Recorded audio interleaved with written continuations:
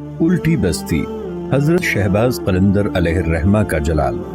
مشہور صوفی بزرگ حضرت عثمان بروندی لال شہباز قلندر رحمۃ اللہ علیہ کی سوستان یعنی سیون شریف میں ایک ظالم اور عیاش راجہ جیسر جی المعروف چوپٹ راجہ کی حکمرانی تھی۔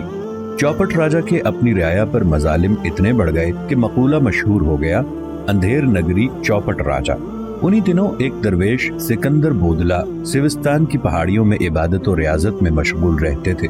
ایک رات انہوں نے غیب سے آواز سنی کہ ایک مرد قلندر آ رہا ہے جو وہاں ظلم کے اندھیرے مٹا دے گا۔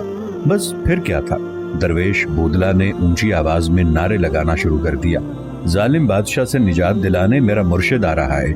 جب یہ نعرے ظالم راجہ تک پہنچے تو اس نے درویش کو قید کروا دیا، لیکن یہ قید بھی درویش کے نعروں کو بند نہ کر سکی۔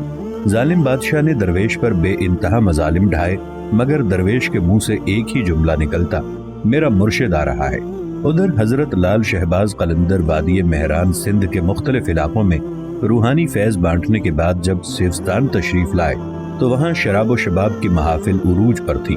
آپ کے وہاں آنے پر یہ محافل خود بخود بند ہونا شروع ہو گئیں۔ کچھ دنوں بعد وہاں کے عیاش لوگوں نے چوپٹ راجہ کو شکایت کی کہ ایک درویش کے آنے سے ان کا ناجائز کاروبار ٹھپ ہو گیا ہے۔ چوپٹ راجہ خود عیاش تھا، اس لیے اس نے کوتوال کو حکم دیا کہ درویش اور اس کے مریدوں کو اس کی ریاست سے باہر نکال دیا جائے۔ حکم ملتے ہی سپاہی روانہ ہو گئے۔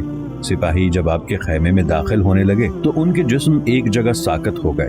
بھرپور طاقت کے باوجود سپاہی آگے نہ بڑھ سکے۔ جب انہوں نے واپسی کا ارادہ کیا تو ان کی طاقت بحال ہو گئی۔ طاقت بحال ہوتے ہی سپاہیوں نے دوبارہ خیمے کی طرف بڑھنا چاہا تو پھر ساکت ہو گئے۔ آخر سپاہی واپس لوٹ گئے۔ چوپٹ راجہ سارا واقعہ سن کر آگ ببولا ہو گیا اور نجومیوں سے وجہ پوچھی۔ انہوں نے ذائچہ بنانے کے بعد راجہ کو بتایا کہ یہ وہی مرشد ہے جس کا ذکر قید خانے میں درویش کرتے ہوئے کہتا رہتا ہے کہ میرا مرشد آ رہا ہے۔ نجومیوں اور وزیروں کے مشورے پر چوپٹ راجہ نے سونے کی اشرفیوں اور ہیرے جواہرات کے بڑے بڑے تھال حضرت لال شہباز قلندر کی خدمت میں بھجوائے تاکہ آپ کسی اور جگہ تشریف لے جائیں۔ آپ نے تمام اشرفیاں ہیرے جواہرات کو آگ میں پھینک دیا۔ کچھ ہی لمحوں میں سارا سونا ہیرے جواہرات خاک کا ڈھیر بن گئے۔ راجہ چوپٹ کا وزیر اس منظر کو دیکھ کر ہکا بکا رہ گیا اور خوفزدہ ہو کر واپس چلا گیا۔ حضرت شہباز قلندر کو روحانی طور پر علم تھا کہ ایک درویش چوپٹ راجہ کی قید میں اذیتیں جھیل رہا ہے۔ ایک روز آپ نے قلعے کی جانب رخ کر کے پکارا، بودلا اب آ جاؤ میرے پاس۔ قید خانے میں درویش سکندر بودلا جو ہر وقت پکارتے رہتے تھے کہ میرا مرشد آ رہا ہے، انہوں نے اپنے مرشد کی روحانی آواز محسوس کر لی۔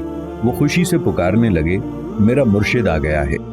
درویش بودلا کی بیڑیاں خود بخود ٹوٹ گئیں اور قید خانے کا دروازہ کھل گیا۔ درویش بودلا قید خانے سے نکلے اور اپنے مرشد حضرت شہباز قلندر کی خدمت میں پیش ہو گئے۔ جب چوپٹ راجہ کو تمام واقعات کا علم ہوا تو اس نے ان کرامات کو شوبدہ بازی قرار دے دیا۔ پھر اس نے بڑے بڑے جادوگروں اور نجومیوں کو طلب کیا اور انہیں حضرت لال شہباز قلندر کا مقابلہ کرنے کا حکم دیا۔ جادوگروں اور نجومیوں نے راجہ کو بتایا کہ حضرت کی روحانی طاقت کے سامنے ہمارے کالے جادو کا وار نہیں چل سکتا۔ ان کی روحانی طاقت کو زائل کرنے کا ایک ہی طریقہ ہے کہ کسی طرح ان کے شکم میں حرام غذا داخل کر دی جائے۔ جادوگروں کی بتائی ہوئی ترکیب کے مطابق راجہ نے حرام جانور کے گوشت سے طرح طرح کے پکوان تیار کروا کے آپ کی خدمت میں بھجوائے۔ کھانے اس طرح تیار کیے گئے تھے کہ پتہ نہ چل سکے کہ حرام جانور کے گوشت سے بنے ہیں۔ حضرت شہباز قلندر حرام کھانا دیکھتے ہی جلال میں آ گئے۔